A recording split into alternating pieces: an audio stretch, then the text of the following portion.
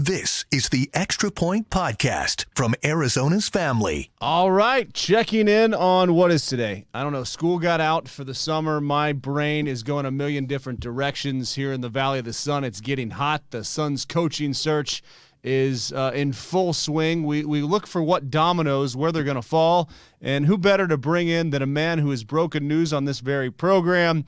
He's technically still Flex from Jersey, but I have a feeling he's going to start calling the Valley of the Sun home soon. Flex, it's good to see you, man. How are you?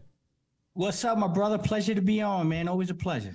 All right, so we've been working on this for a while. Are you gonna make your way out here? Are you gonna be here by opening night next year? I will. Affirmative. Me and my family will be in Arizona by opening night of next year. Hopefully in the next 6 to 8 weeks. I'm looking forward to it, brother. All right, so we got to see you at every Suns game. We're excited about that. We have some big things happening at Arizona's Family, and man, it'll be fun to have you here. And interested to see what this roster is going to look like, and the coaching search looks like. So I mean, let's start there. You go back to this time last year.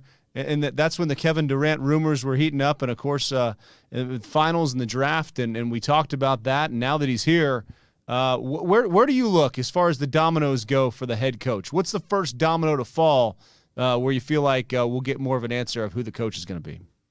Yeah, like I talked about it at length a couple shows ago.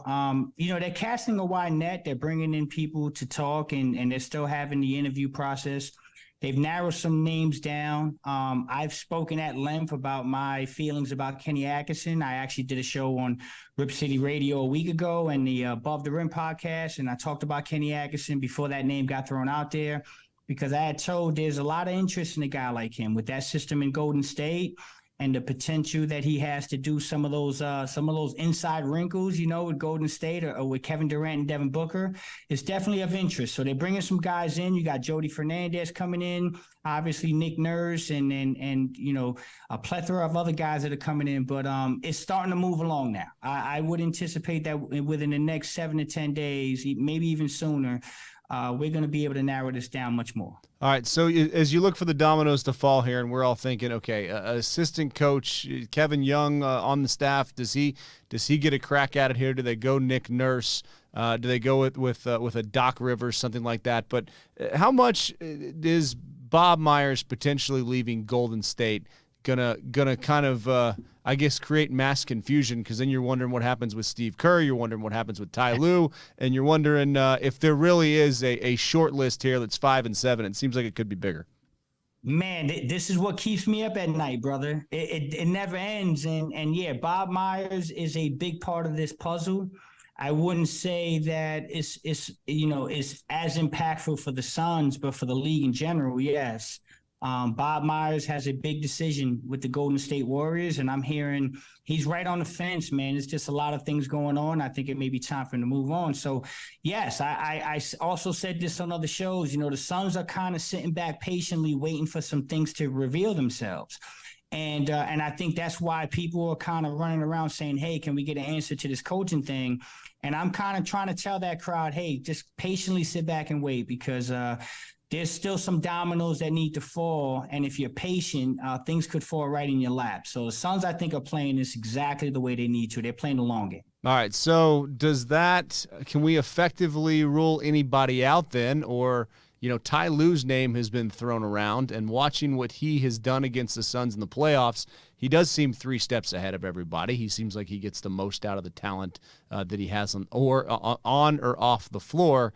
Do you feel like his name could spring loose in this one? What would have to happen to get Ty Lue into the coaching search here for the Phoenix Suns? Yeah, I think Ty Lue's a name that's on the board, but he has a contract with the Clippers, so you have to be very methodical and very careful about what you say and how you go about it, because he does have a contract. And so, yes, I think that's still something to monitor. I wouldn't necessarily say he's completely out of it. I just don't know that the Suns are going to be willing to wait as long as it will take to get that situation rectified, but I don't think they're in a rush, and I wouldn't rule anyone off the list, Mark. I'm being honest with you. I'm having conversations about this around the clock. Kevin Young's a real option. Jody Fernandez is coming in for an interview. He's a fantastic assistant coach. under Mike Brown in Sacramento, does a lot of good things. Those are guys that are very interesting, but I also will say that I'm leaning towards the Suns making a decision in this coaching search. I don't think it's going to be a first-year head coach, although I don't want to rule that out. I mean, these guys can go crazy in the interview and blow people's socks off. And if that happens, it changes the dynamic. But it's a lot of people. Doc Rivers, like you said, Nick Nurse, a plethora of options for the Phoenix Suns. And I can't forget Kenny Atkinson.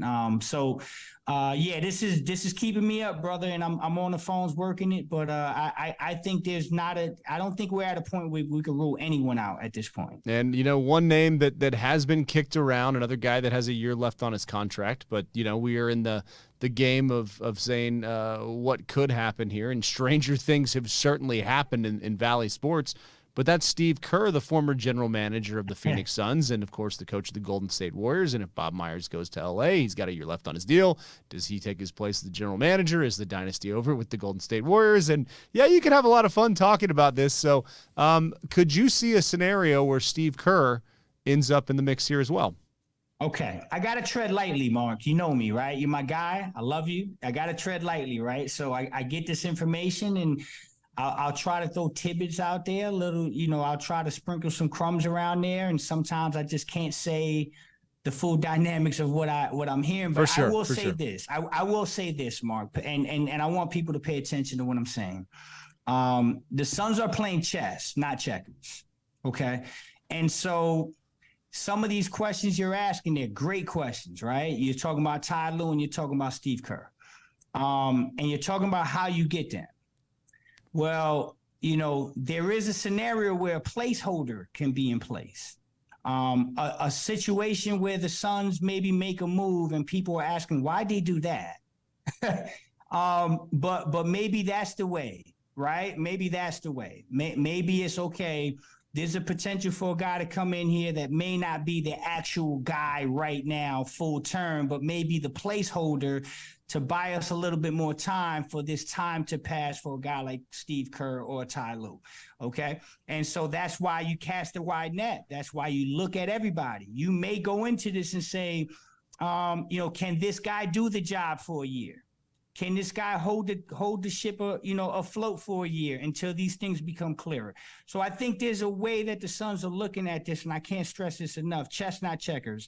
Are they going to go that route? No, but just keep that in mind. There are paths to do this, and that is a way that something like that could happen. Well, and I ask because that's the story here, and you're getting breadcrumbs from you, you're getting breadcrumbs from the organization, and you got 3 NBA insiders saying the list is 5. No, it's 7. No, it's 5. No, it's fascinating. I'm personally just driving around town looking for Nick Nurse. If I see him, I'm gonna go. I think that'd be a pleasant conversation if I just walked up and started talking to him. Nurse, as far as it's just crazy. He won an NBA title. He's looking for a job. Mike Budenholzer won an NBA title. He's looking for a job. Monty Williams got his team to the NBA Finals. He's looking for a job. We're hearing reports that Detroit went after him. He might not be interested. Do you think who do you think coaches next? We'll throw Frank Vogel on that list. He won the 2020 NBA championship. This is a good prop bet. Yeah, well, I was about to say that name, Frank Vogel. And I know that there's a lot of people that when they hear that name, they automatically go to another space. And I'll tell you this, I'm from New Jersey. I've got the connections. Frank Vogel's a Wildwood, New Jersey native. I've had a ton of conversations with people around Frank Vogel. And I'm the complete opposite to most. I think Frank's terrific. I think he's a terrific NBA coach. I think he is a absolute genius on the defensive end. I think he's able to do some things and with certain personnel that other coaches just can't do.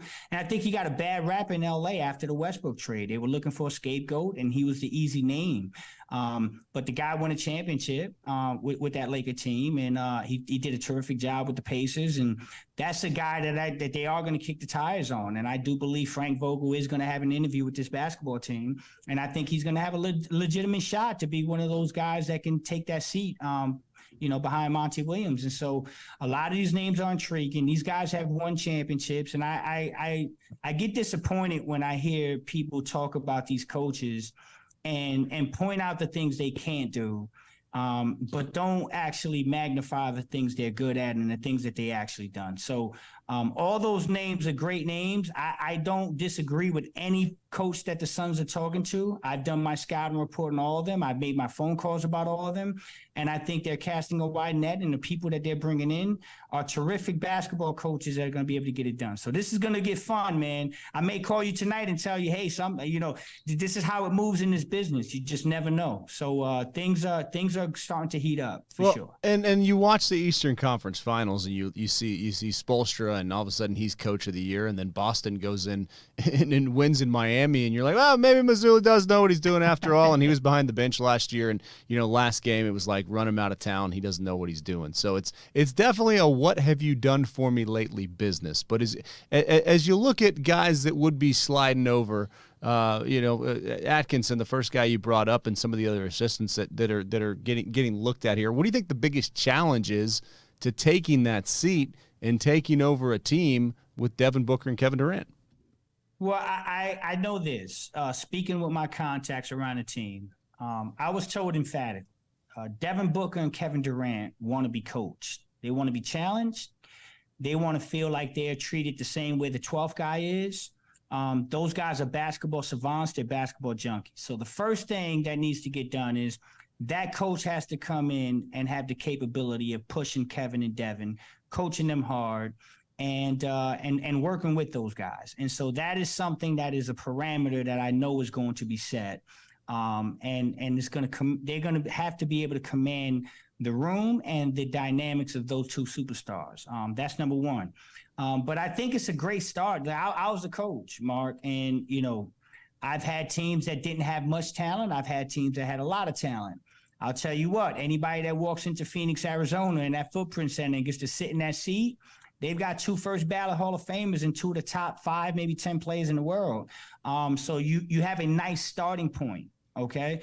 And it's not going to be very hard to work with Devin Booker and Kevin Durant because of the type of quality of individuals they are. And again, the basketball savants that they are. And so that's a jump start for any coach. And let's not forget this, Mark. I can't phrase this enough. And I think people have selective amnesia sometimes. I'm hearing people saying, hey, I want an established coach. I don't want an assistant coach. Well, the coach that took you to the finals and won coach of the year, he was an assistant before he got here. Okay. So, he was on that bench next to Doc Rivers in Philadelphia. And so that worked out pretty well. So I want people to keep an open mind about this. And I trust the people making the decisions. Matt Ishby is not meddling, man. He's got a good group of people and basketball operations guys that are doing a heck of a job of keeping no rocks unturned. And I think we're going to have a fantastic coach in the near future. So if it doesn't happen in the near future, is there some surprising chess move that could prolong this? When do you feel like they need the drop dead day to hire a coach by? I think before the NBA draft, because I will tell you this. Here's the thing: you would like it before the NBA draft, right? You would love that, because there are negotiations around players right now that are potentially involved in picks. And if you're going to make draft picks to add to this core, and you're going to do those type of moves, you're probably going to want the coach that's going to, handle all this on board already. Can you coach this guy? Can you work with this guy? Are you okay with that guy? So I think the NBA draft is a day to pay attention to. I know that's a little ways out, and some people may be like, hey, I want it to come quicker. But good things come to those who wait. I mean, I remember having this conversation on this very network with you on these very shows, and people screaming, hey, I want Kevin Durant right now. And it took time, and these things do take time. And so I would say that I'd expect a new coach well before the NBA draft. But could it take another week or two? Absolutely. Could it take 3 weeks? I don't think they're in a rush. I think they just want to get it right. When it comes to the roster, specifically Chris Paul, DeAndre Ayton, I asked Chris Paul at the end of the year if he expected to be back, and his exact words were, I'm not the GM, and I have a contract. DeAndre Ayton seems like he expects to be back, but news conferences with him, enjoy his disposition, but you kind of walk away from there sometimes thinking, okay, we got to dig into this a little more. What do you expect the roster to look like come opening night next year? Man, it's going to be different, Mark. It's going to be different. I can promise you, man. It's going to be different. It's going to be dynamic. I mean, I'm just going on the situations I'm being told. I'm having conversations nightly with teams around the league outside of the Phoenix Suns. DeAndre Ayton has a market, man. Let's unequivocally, let's clear that up. Emphatically, DeAndre Ayton has a market, okay? There are a lot of teams. I've spoken with 6 or 7 personally outside of the Phoenix Suns that have confirmed to me emphatically DeAndre Ayton is the guy that we're pursuing, and we'd like to add him to our organization. So he has a market. I do believe that the Phoenix Suns are in a unique situation. And I'll kind of try to explain this a little bit. You've got the cornerstones. You've got Devin Booker and you've got Kevin Durant. The Chris Paul thing is a pretty simple thing based on the conversations I'm having, okay? He's got a $30 million option that needs to get picked up end of June. And, for the people that think they're not picking up that option, well, if you don't pick up that option and you stretch and waive $15 million, you don't have the ability to bring another point guard in like Chris Paul. So that's never really a real option. And you devalue the entire asset if you do that. So Chris Paul is still an asset. His contract is still an asset. And the player that he is still an asset. So you pick up the $30 million on Chris Paul. And I do think Chris Paul comes back, Mark. But now I'll say that with a caveat. I think Chris Paul and the Phoenix Suns have a great relationship. I think everyone sees the writing on the wall. I think Chris knows that he'll be 39 next year. And I think the Phoenix Suns know that they need to find another point guard to play with Devin and Kevin going forward. And so I think they'll go into it with an open mind. They'll make some moves around the edges. They'll bring in some different talent. And Chris Paul will probably be the point guard on opening night, but there'll be no promises. If something comes out of left field and there's a deal that can make the Suns better, they'll move Chris Paul. And as far as DeAndre Ayton, that's the other asset. Your 2 major assets are Chris Paul and DeAndre Ayton. And the baseline for DeAndre Ayton, based on the conversations I've had from the people close to the Suns, is they want a first-round pick, they want a replacement for DeAndre Ayton, and they want a quality role player or potentially a young player that they can mold. That's the baseline. That's what it's going to take to get DeAndre Ayton. And if you can't provide that, we'll bring him back. But, yeah, first-round pick, replacement for DeAndre Ayton, and a very good role player or / young up-and-coming player that could be molded. Well, and I'm interested to see how DeAndre Ayton responds to a new coach, because I feel like he got worse over the last 2 years, and we saw him during the finals run, and that was a different player than we saw. Perhaps the rib injury was there before. Would like to dig into that a little more. One wild idea I had here is we're talking about placeholders. Mm-hmm. Follow me on this. It's just an idea. What about have Chris Paul coach the team? I mean, if he's smart enough. Why not, Mark? Hey, you see, I like the way you think because you're probably saying I'm telling you right now. Listen, I think Chris Paul loves Arizona. Forget I think, I know. Okay, I'm going to tell you, Chris Paul loves Arizona. His family loves Arizona. I think Chris and the Suns have a great relationship. I think they speak freely. They're truly transparent about things. And I tell you what, I think you're going somewhere with this. I will not rule out the fact that Chris Paul may have a role with this team. If it's not coaching or in the front office or ownership or in some way, shape, or form, I get the impression that Chris Paul is going to be around Arizona for a long time and around the Phoenix Suns. And so that's an exciting thing because he's a basketball savant. He's an absolute genius. And you're not going to go wrong with having a guy like Chris Paul around, whether it's at a seat on the bench, in the front office, advisory role, or even ownership. It's a good guy to have around. So hey man, you're asking the right questions, brother. hey, Bill Russell did it. He could just put himself in, and if he needs to take an off night, just put on the sweats and coach the team. Isaiah Thomas, how much should we expect to see him around? Do you feel like his role is going to increase at all in the coming years? Listen, Isaiah, let's be honest, man. Mark, I love you. You're my guy, right? If I started a basketball operation somewhere, you're my guy. I would probably reach out to Mark McClune and say, hey man, could you help me out with things? So I got to show you the picture of me playing basketball, by the way, that's floating around. The shorts were a little shorter back then. It's not flattering, but it just shows I was a hooper. But we digress. Continue the thought. I know you're a hooper. Real recognize real, man. I know you're a hooper, man. So I don't need to see the picture, but I'm gonna look for it now. But listen, Isaiah Thomas, okay? Isaiah Thomas is on the board of directors on the mortgage company that Matt Ishbia owns, and this has been for a long time, okay? These guys are good friends. And Isaiah is a Hall of Famer. Isaiah is one of the best basketball minds in the world. I know people don't want to get into that, and I know people want to have this perception of Isaiah Thomas. But I'll tell you what, I've talked to people around that situation, and he's one of the most knowledgeable basketball guys on planet Earth. This guy knows basketball, okay? I was here when he was in New York. I saw every step of that. I spoke to people around every step of that. Are there things to like and things to dislike? Of course.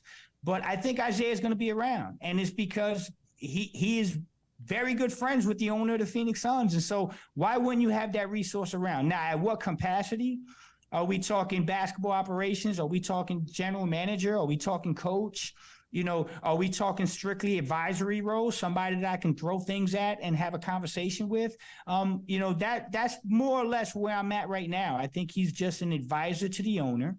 And I think that he'll help people make decisions and give his opinion. But as of right now, I don't have any reason to think that Isaiah Thomas is going to have more than that type of role. But anything can change. If this coaching search goes left or right and they need a placeholder, you need a 1-year placeholder.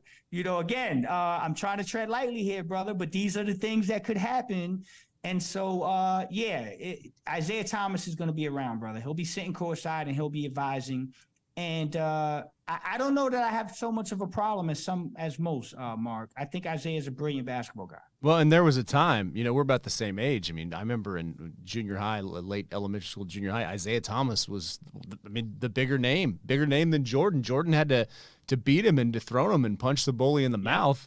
And, yeah, I'm thinking, you think he could suit up? He and Chris Paul, co-coaches. Those two guys, let me tell you something. You know what's crazy, Mark? If you told that to those two guys, they'd actually believe it and say, let's do it. Because they don't make them like Chris Paul and Isaiah Thomas. Those are unique individuals. Listen, Isaiah was one of my idols. I was a point guard. I played in New Jersey. I grew up watching the Celtics and Pistons go to war. I grew up idolizing Isaiah Thomas. I saw the game where he hurt the ankle and scored 16 points in I don't know how many seconds. Yeah, I was watching that live as a kid. Me too, yeah. Isaiah Thomas is incredible, man. And so, yeah, that guy's a dog, and Chris Paul is too. So, yeah, to answer your question, brother, don't say that to them because they may take it literally and try to get out there. And we don't want those short Isaiah Thomas shorts out here right now. Hey, we don't want that. Hey, I had the same shorts. I'm about to text you the picture, man. It's bad. It's really bad. Send it to me, brother. Send it to me, brother. All right. Well, I think we've accomplished a lot here, and this is our first live one. But, man, I just appreciate the perspective. And I can't wait for you to get to town. Let's have you in the studio and talk a little more here. So coming up, what's your schedule for media here? Where can we see and hear more of your stuff? And where can we find you on social and across the airwaves? Yeah, you can find me on every major social media platform at Flex from Jersey. I'll be doing work with you guys. I'll be doing work with 98.7. I'll be doing work with the Coast to Coast podcast. And I'm going to be a busy guy. I'm moving coast to coast. I'll be out in Arizona soon, and I'll be out there house shopping and looking for stuff with my family. So you might see me out there shortly. And you got me, man. You guys are family. You guys been great to me. So anytime I'm out there, man, you just give me a call. I'll roll up over to the studio and we can do some work, man. Always appreciate and it's a pleasure and honor to be on, brother. Let's do it. Hey, maybe wait until like September to get here though, man. It's heating up. That's what they're telling enjoy the me, shore Mark. one more summer.